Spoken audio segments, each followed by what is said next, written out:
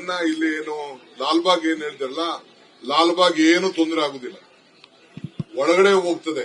ಒಂದ್ ಸೈಡ್ ಅಲ್ಲಿ 1 ಎಕರೆಯಲ್ಲಿ ಸದ್ಯ ಕೆಳಗೆ ಇದನ್ನ ಕೆಲಸ ಮಾಡ್ಬೇಕಾದ್ರೆ ಉಪಯೋಗಿಸ್ಕೊತೀವಿ, ಆಮೇಲೆ ಅದನ್ನ ಕ್ಲೀನ್ ಮಾಡಿ ಪಾರ್ಕ್ ಆಗಿ ಮಾಡ್ತೀವಿ. ಸರ್, ಅಂದ್ರೆ ತೇಜಸ್ವಿ ಸೂರ್ಯ ಹೇಳ್ತಿರೋದು ಲಕ್ಷಾಂತರ ವರ್ಷಗಳ ಇತಿಹಾಸ ಇರುವಂತ ತೇಜಸ್ವಿ ಸೂರ್ಯ ಅದನ್ನ ಯಾರು ಇಡೀ ಬೆಂಗಳೂರು ಒಳಗಡೆನೆ ಕುರಿಬೇಕು, ಹೊರಗಡೆ ಏನು ಮಾರಕ್ಕಾಗಲ್ಲ. ಅವನ್ ಮಾತೆಲ್ಲ ಕೇಳ್ಕೊಂಡು ನಾನು ನಿಲ್ಸಕ್ಕಾಗಲ್ಲ. ಬಾಂಬೆಲೆಲ್ಲ ಲಕ್ಷಾಂತರ ವರ್ಷದಿಂದ ಇದ್ದಂತ ಬಾಂಬೆನ ಕುರಿತಾ ಇದ್ದಾರೆ, ಡೆಲ್ಲಿಲಿ ಕುರಿತಾ ಇದ್ದಾರೆ. I will not yield to him at any point of time. ಹೋರಾಟ ಮಾಡೋರೆಲ್ಲ ಮಾಡೇ ಮಾಡ್ತಾರೆ. ಏನಾದ್ರು ಟೀಕೆಗಳು ಸಾಯ್ತವೆ, ಕೆಲಸಗಳು ಉಳಿತವೆ. ನಾವು ಮಾಡೋ ಕೆಲಸ ಜನರಿಗೋಸ್ಕರ ಮಾಡ್ತಾ ಇದೀವಿ.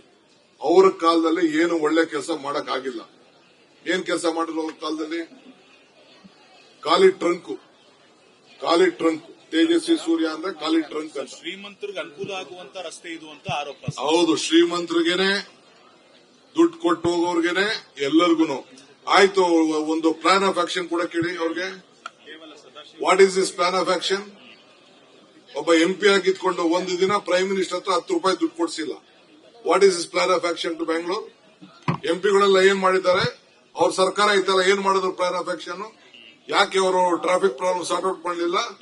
ಯಾಕೆ ಕಸಕ್ಕೆ ಟೆಂಡರ್ ಕರೆಯಕ್ ಆಗಿಲ್ಲ ಅವ್ರ ಕೈಲಿ? ಯಾಕೆ ರೋಡ್ ವೈಡ್ನಿಂಗ್ ಮಾಡಕ್ಕಾಗಿಲ್ಲ? ಯಾಕೆ ಫ್ಲೈಓವರ್ ಮಾಡಕ್ಕಾಗಿಲ್ಲ? ಏನು ಮಾಡಕ್ಕಾಗಿಲ್ಲ ಅವ್ರ ಕೈಲಿ.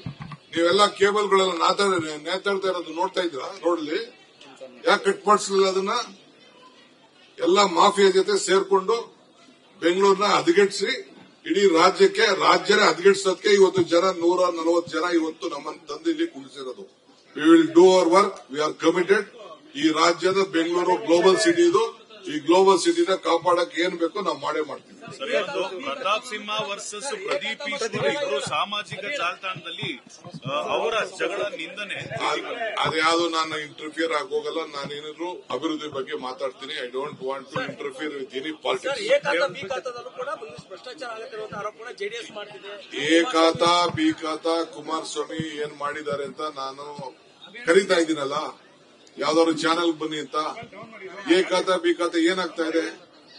ದಾಖಲೆಗಳನ್ನ ಕರೆಕ್ಟ್ ಮಾಡ್ಕೊಳ್ಳೋಕ್ಕೋಸ್ಕರ ಜನರಿಗೆ, ನಾಗರಿಕರಿಗೆ ಸೌಲಭ್ಯ, ಮುಂದಕ್ಕೆ ಬ್ಯಾಂಕ್ ಲೋನು ಎಲ್ಲ ಸಿಗ್ಲಿ ಅನ್ನೋ ದೃಷ್ಟಿಯಿಂದ ಒಳ್ಳೆ ಟ್ಯಾಕ್ಸ್ ಕಟ್ಟಲಿ, ಒಳ್ಳೆ ಸೌಲಭ್ಯ ಒದಗಿಸ್ಕೊಡ್ಬೇಕು ಅಂತ ನಾವಿದನ್ನ ಬಹಳ ದೀರ್ಘವಾಗಿ ಆಲೋಚನೆ ಮಾಡಿ ಅವರ ಆಸ್ತಿಗಳ ದಾಖಲೆಗಳನ್ನ ನಮ್ಮ 6ನೇ ಗ್ಯಾರಂಟಿ, ಪ್ರತಿಯೊಬ್ಬ ನಾಗರಿಕರಿಗೂ ಅವರ ಆಸ್ತಿಗಳೇ ಗ್ಯಾರಂಟಿ ಮಾಡ್ಕೊಡೋದೇ ನಮ್ದು 6ನೇ ಗ್ಯಾರಂಟಿ. ಆ ಕೆಲಸವನ್ನು ಇರ್ರಿ, ಎಷ್ಟೇನೆಲ್ಲ ಎಲ್ಲ ನೀನೇ ಪ್ರಶ್ನೆ, ಅವ್ರಿಗೆ ಅವ್ರು ಹೇಳಿದ ಉತ್ತರ ಕೊಡಬಾರ್ದು. ಸೊ ಮಾಡ್ತಾ ಇದ್ದೀನಿ.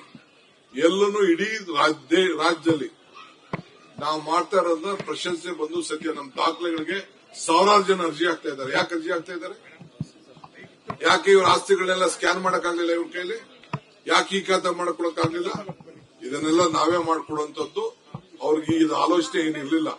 ಈಗ ಆಯ್ತಪ್ಪ, ಫ್ಯಾಕ್ಟರಿ ತರ್ತೀನಿ ಅಂತ ಹೇಳ್ತಿರಲ್ಲ, ಕಟ್ಟು ಅಂತ ಹೇಳಿ, ಅದು ಎಷ್ಟು ಬೇಕು ಜಮೀನು, ಎಲ್ಲಿ ಬೇಕು ಅಂತ ಹೇಳಿ ಅಕ್ವಿಷನ್ ಮಾಡೋಣ.